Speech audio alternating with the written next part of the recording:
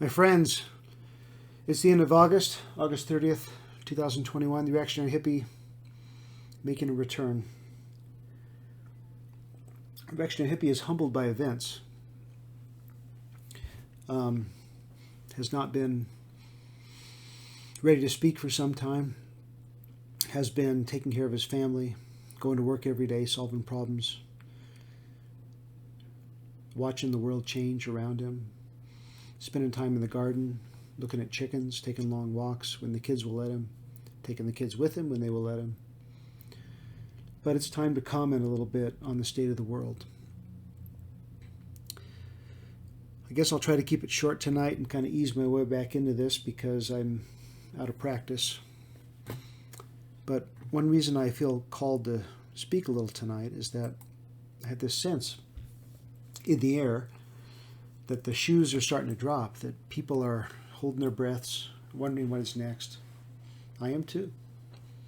I sense some strange changes in the air, and I think I better comment on them. And I cannot ignore the elephant in the room, what's going on in Afghanistan right now. I mean, I have believed we should have been out of Afghanistan a long time ago, and I admit, as a young man, after 9/11, almost 20 years ago, I wanted vengeance. I wanted things to change. I wanted us to step up and stop that. But after a few years, it was clear just occupying Afghanistan was no way to be prepared for the future or stop those kinds of attacks again. But I went from an adherent of fighting that war to wondering why my cousins kept having to go back. But what we saw in the last couple of weeks, our entire military and diplomatic establishment completely flummoxed. A president lost, stumbling, unsure what to say, trying to read a script. I'm so embarrassed. And I don't want to blame Joe Biden exclusively. That's not fair. It's more than that. Joe Biden's been an embarrassment, but what it exposed was the rot of our entire diplomatic foreign policy establishment. To be caught flat-footed and to read the British and French press and see them wondering, what is America doing? Not giving them a hint what was up next while they scramble and successfully evacuate their nationals with their special forces while General Mark Milley can't figure out what to do or what day it is. It's embarrassing. Well, that should not be the topic tonight. I am worried there's a sea change here. There's kind of a seismic shift, a change in the order of the world. We lucky Americans, so sure that we'll always be at the center of things, but if we don't do things right, why should we expect anything? Why should we expect our currency to be the reserve currency? Why should we expect anyone to give credence to what we say if we act like this? We have to create a new class of people to govern this country who can actually govern a country. All right. The last thing I'll say about Afghanistan is this. Oh, it bothers me. I have no problem with the pride flags all over New York, which is quite an experience in 2019 to see them everywhere in June, or in my hometown. It's interesting the kind of virtual signaling it is now, but whatever, it's fine. But what kind of diplomatic establishment would fly the pride flag in Kabul, Afghanistan, and proudly tweet about it every day on Twitter? I mean, I have to admit things. I'm a Orthodox Christian, lowercase o. I believe in the tenets of Christianity. I suppose I would like the whole world to hear the message and decide what to think about it. If I were a diplomat in Afghanistan, I wouldn't dare fly a Christian flag on the flagpole of the U.S. Embassy. What an insult. What a middle finger to those people. To say, we're going to impose our rule, our values on you. No, It has to be persuasion, it has to be voluntary. And yet the same people who would agree with that in our diplomatic establishment and never breathe the breath of Christian thinking don't mind flying a gay pride flag in Kabul, Afghanistan. And they wonder what kind of backlash they're going to get. Why do the people who celebrate diversity have absolutely no understanding of it? Must move on. Okay.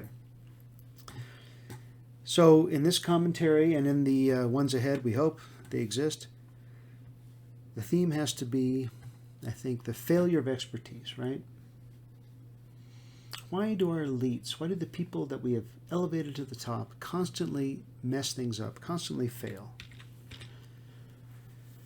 We have these confident, credentialed experts, and they're wrong about everything, from the state of the Afghan military to public health measures to school curricula.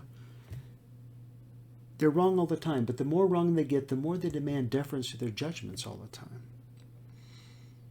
So I want to talk about a different ideal of competence. Yeah, that's my idea.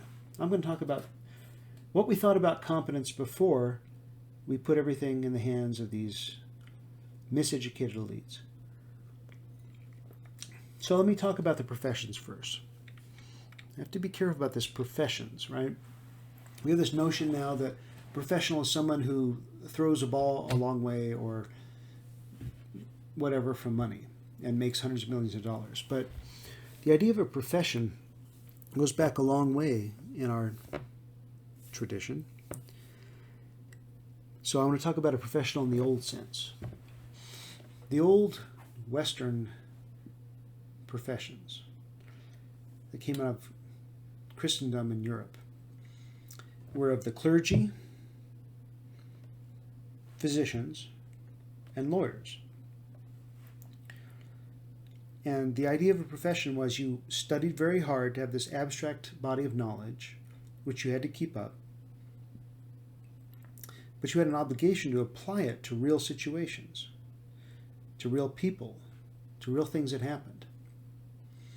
And so you might be a priest or a minister with this great abstract knowledge of theology, but you had to stand up in front of your congregation.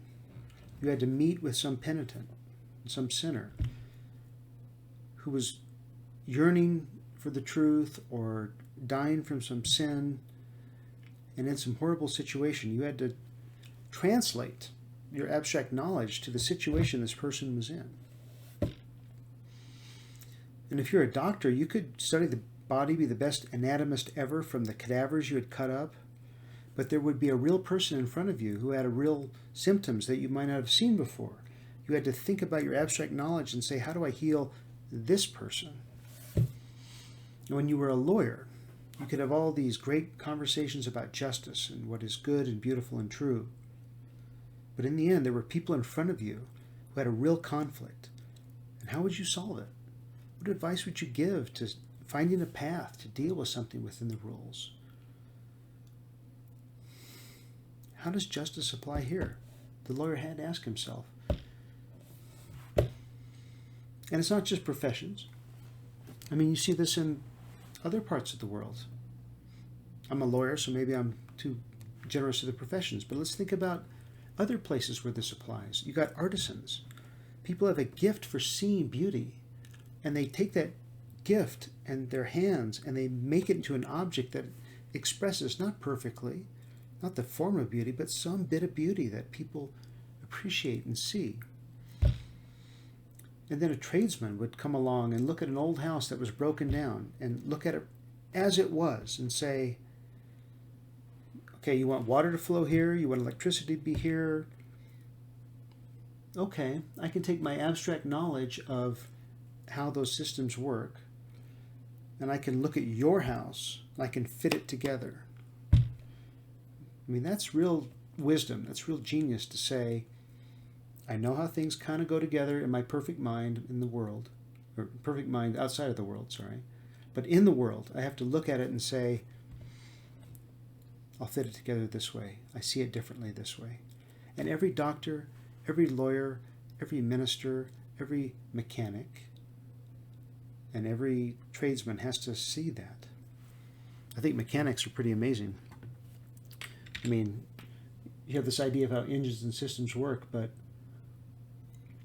then this particular car that's been abused in a particular way, or had a particular accident, or a motorcycle, same thing, comes in front of you, and you have to say, okay, I get all this, how it works in abstract, but how's it work in this particular place?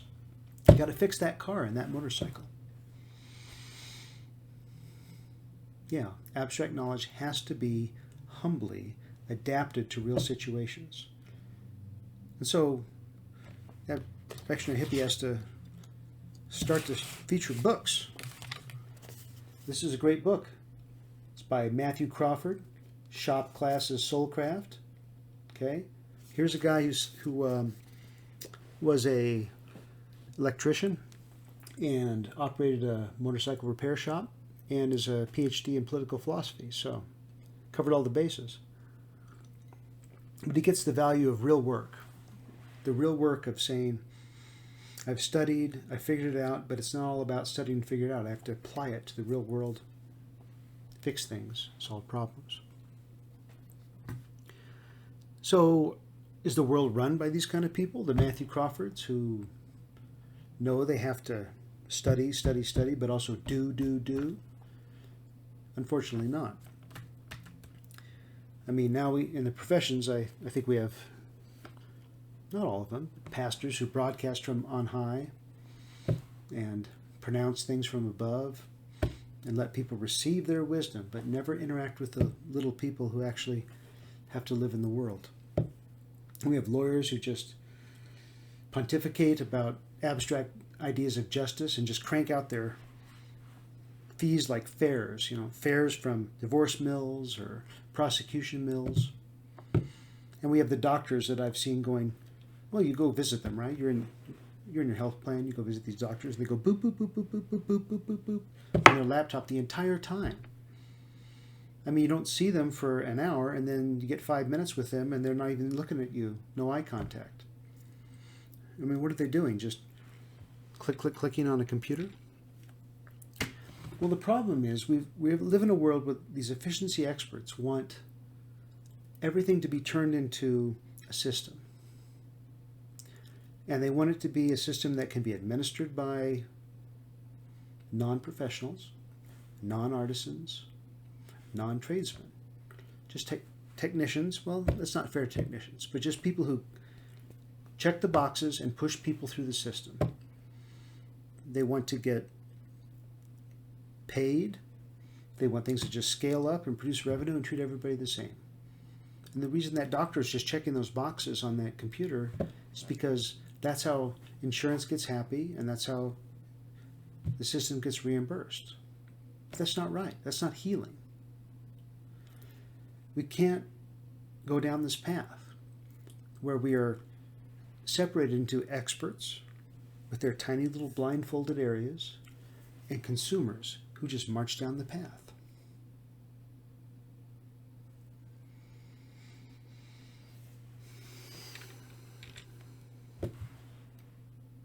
That's where it's going. I mean, it's easier to sort things out like efficiency experts and say, look, I've got this system, check the boxes, get paid. It's kind of a racket. Isn't it great? People get to say, oh, you did that, yeah, fine. Shove the money your way. Did anybody actually get healed? Did anybody actually find some enlightenment and reach some connection with God? Did anybody actually find justice there? No, they got shoved through the system and somebody got paid. I don't want to see that.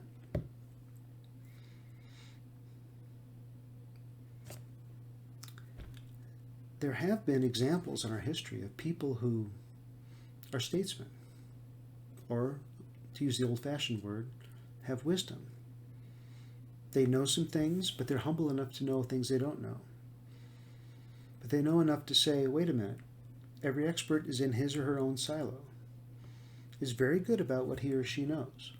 Maybe this virologist knows tremendous about how this virus is transmitted.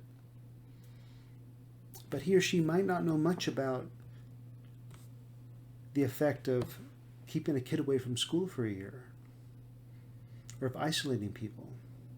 Might know anything about What happens if you turn the world upside down and shut down businesses and destroy things that people have counted on? We need more statesmen, more people broadly educated who look outside their silos, who look at the rise of despair and addiction and suicide, and the fact that for the first time in the history of this country, life expectancy has gone down, and say something's wrong. We've got too many people who are credentialed experts looking at just what they know and telling us confidently what they think, and not seeing the consequences of the decisions they make and the policies they are imposing on us.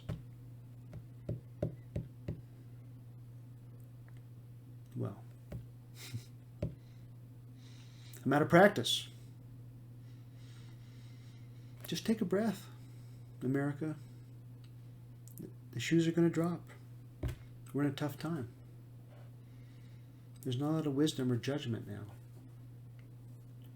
There's not a lot of old professionals or old artisans or old tradesmen to say, I know what I know, I try to know what I don't know. Let's step back, take a lot of things into account before we act, and figure it out.